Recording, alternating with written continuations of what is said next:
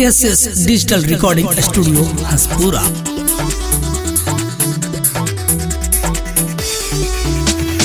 Music by Raju बाबू।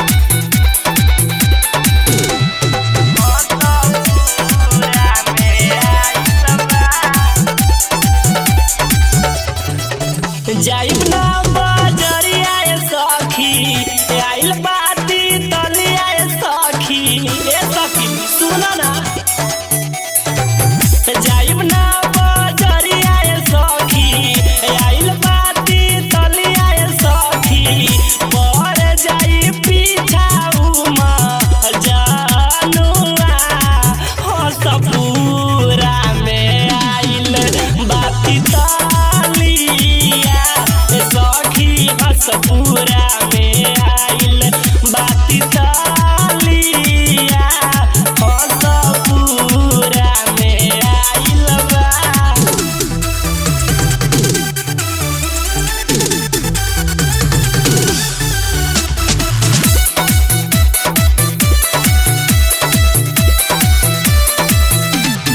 Music by Raju बाबू।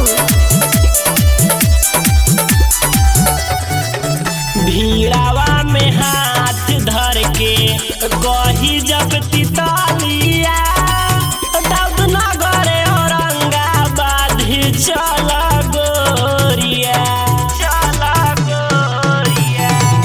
लड़ी जब नजर पिघल जाई पत्थर मन ले बानी हमहू करे त जानुआ चल जाइब हमहू सखी संघवा हंसपुरा में आइल बाती तालिया सखी हंसपुरा में आइल बाती तालिया हंसपुरा में आइल बा।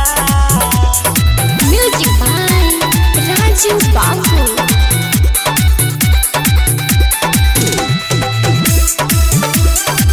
SS digital recording studio Hanspura.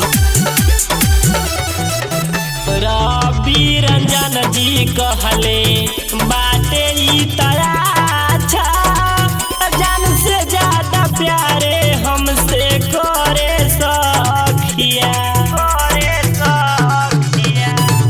डरतानी हम सखी जान जाई दीदिया पूछी कवन चलत रहे धके बबिया कैसे बताइब दीदा जानुआ हंसपुरा में आइल बाती तालिया सखी हंसपुरा में आइल बाती तालिया हंसपुरा में आइल बा।